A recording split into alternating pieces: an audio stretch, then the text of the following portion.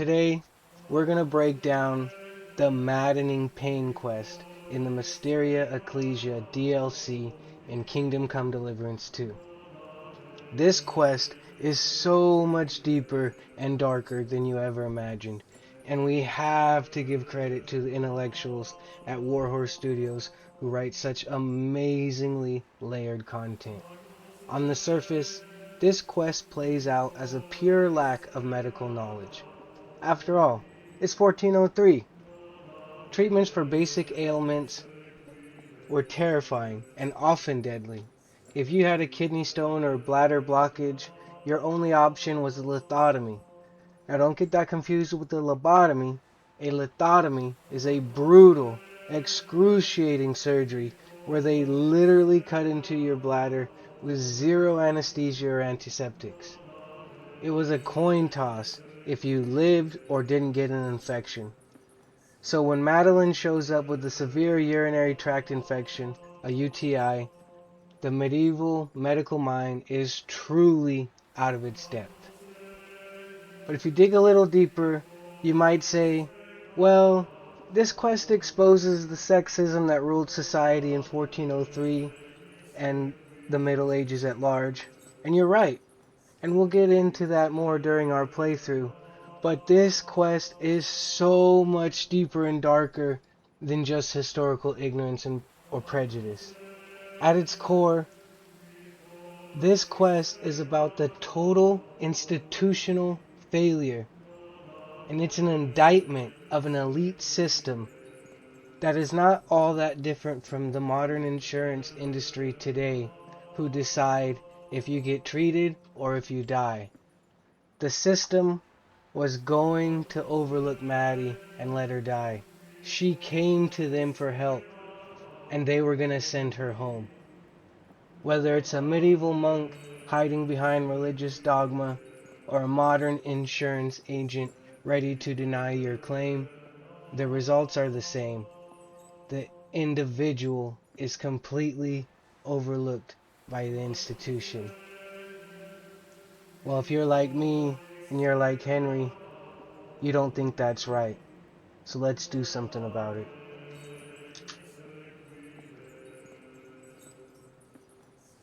Amen. Down here, under my belly, it's like someone stabbed me with a red-hot poker. I see. It sounds like an ordinary, woman's matter. Okay, so right here, you can easily miss this exchange.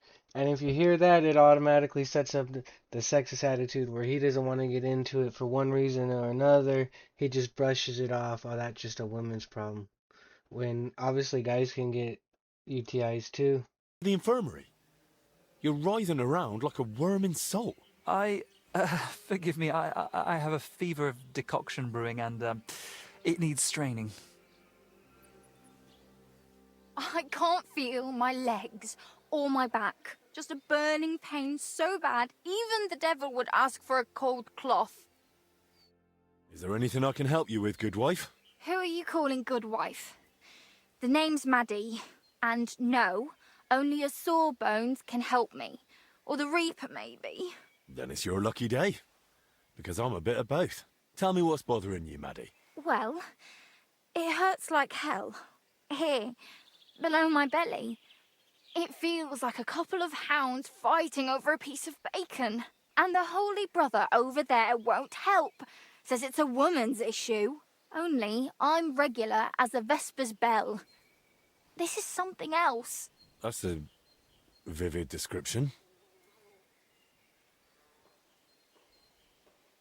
How long has it been hurting?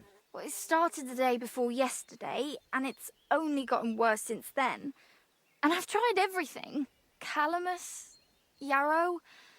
I even prayed to Saint Benedict and rubbed garlic on my stomach. I even tried hanging from a ladder upside down so it could pass through me. All for nothing. What? Bro, what are you talking about, man? And I almost bashed my head getting down.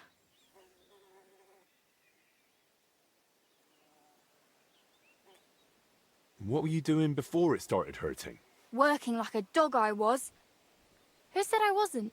Zdeněk? Alright, so I sat down on the stairs, just for a little while.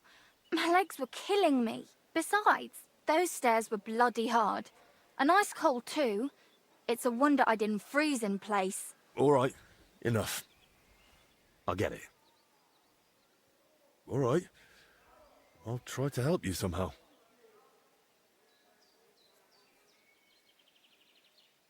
If you sat on cold steps for a while, you might have caught cold from below.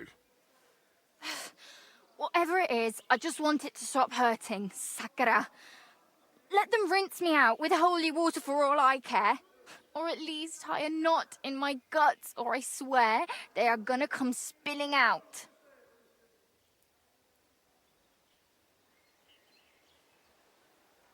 Wait here. I'll stop by the infirmary. I'm sure they'll give me something to help you. God bless you. Not many folks would make the effort. Every drop.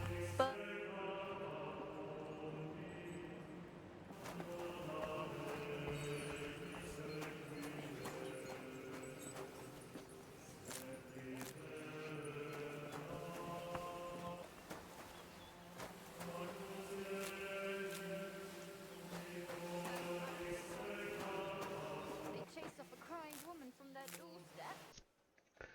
Well, at this point in the story, we've gone back to press Novice Benedict to tell him what's going on. You didn't help Madeline. I need your help.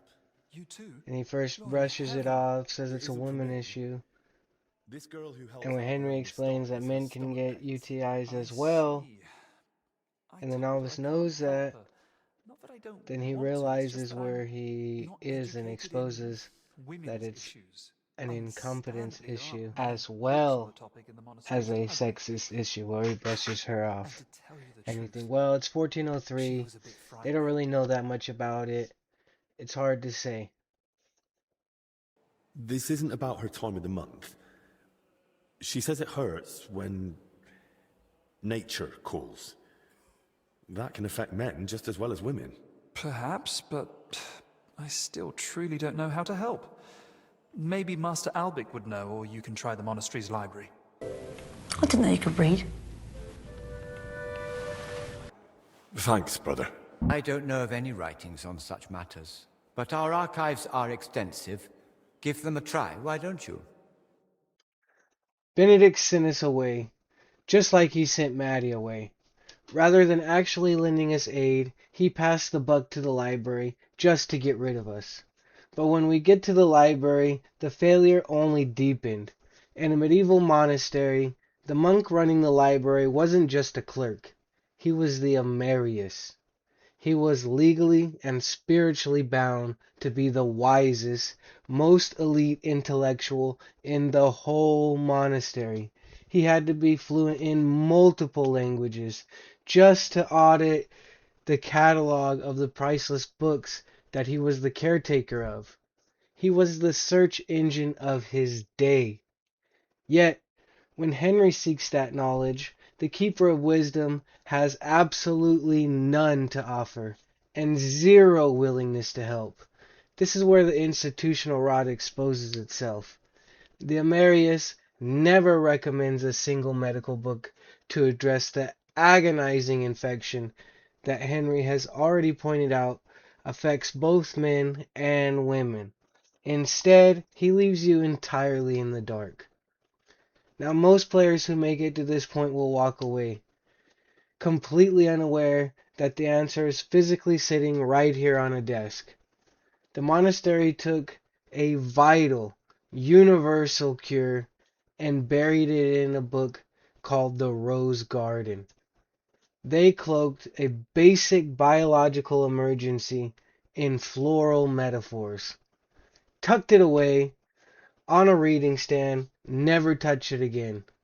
They didn't just hide the truth from the world, they managed to hide it from themselves, too. This is where we crash back into our modern reality. This is the ultimate version of corporate legalese and the healthcare experience. The corporation has the knowledge, the power, and the wherewithal to do something to help people, but they choose to hide it behind bureaucratic hoops and red tape.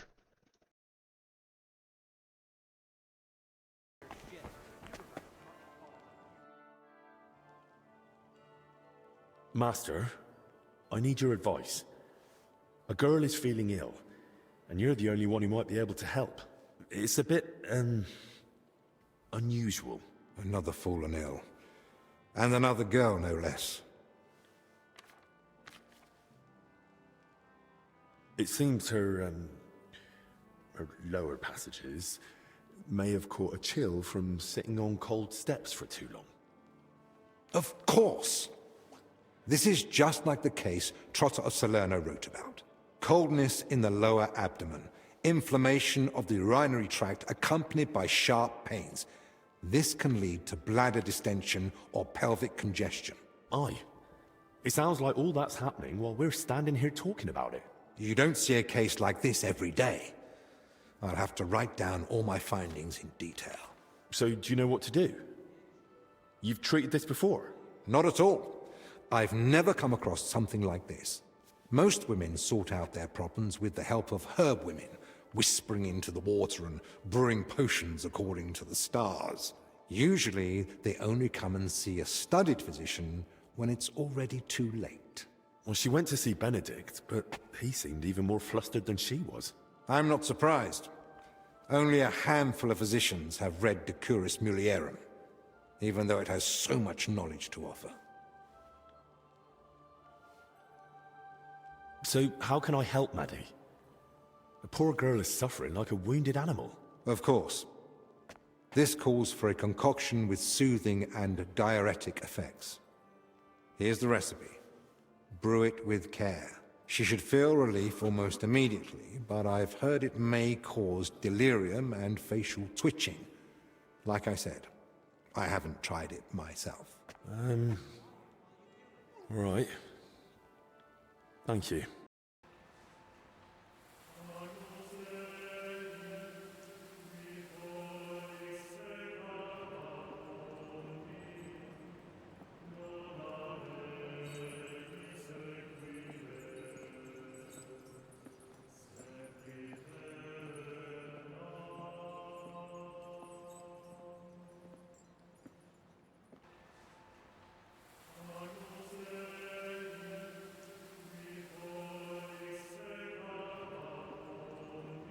Alright, sorry, let's help you out.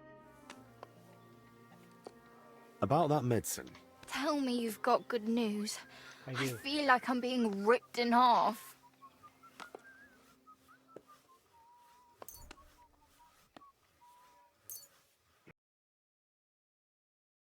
Here. If it's as strong as it smells, you'll be back in fine fettle in no time. By all the saints, bless you. That looks like just the potion to set me right. Foy. It smells like you boiled an old boot with rotten garlic.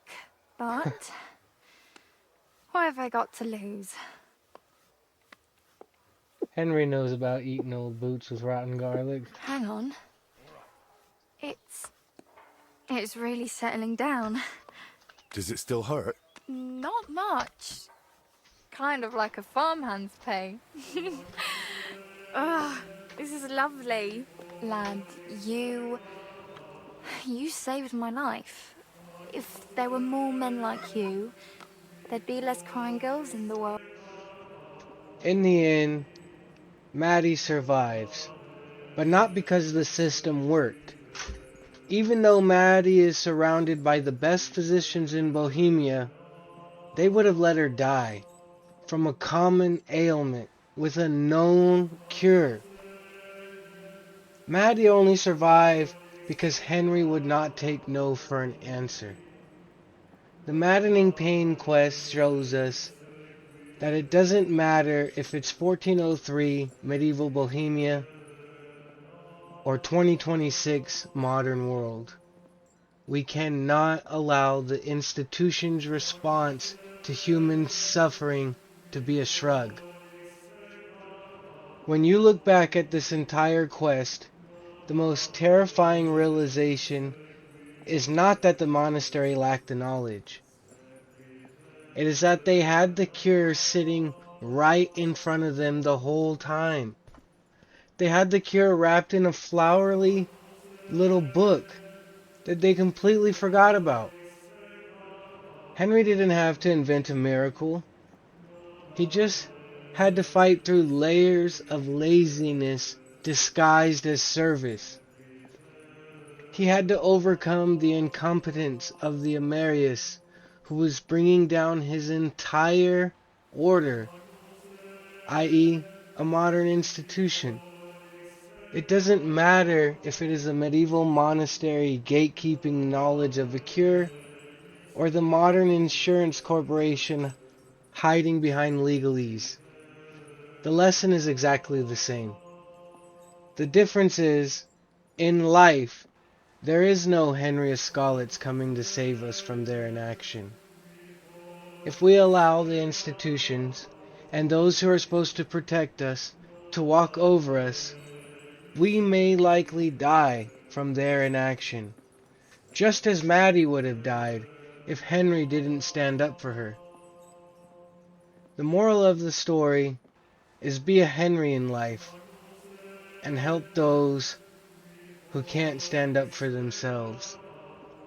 Now, we may not be able to cure someone's sickness in life, but we can surely show up when they need us.